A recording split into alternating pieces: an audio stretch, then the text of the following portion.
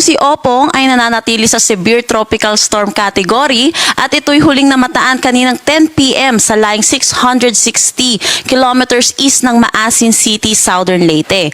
May lakas na hangin na 100 kilometers per hour at pagbugso na umaabot ng 125 kilometers per hour. Ito'y kumikilos west-northwestward sa bilis na 15 kilometers per hour. Mamaya po, i-discuss natin yung track at yung mga signal, pati na rin yung ulan na dulot netong si Opong.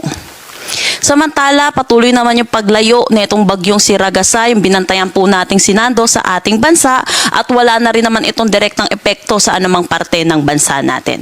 Pero patuloy pa rin ang pag-iral ng southwest monsoon, lalo na ito'y nagdadala ng mga pag-ulan dito sa western section ng Luzon.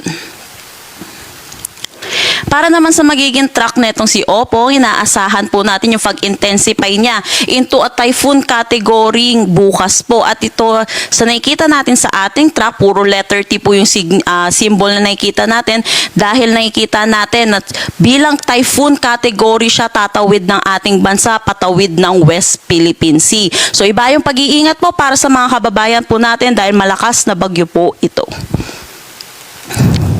Dahil dito, meron na tayong tropical cyclone wind signal number 2 dito sa Northern Samar, pati na rin sa northern portion ng Eastern Samar.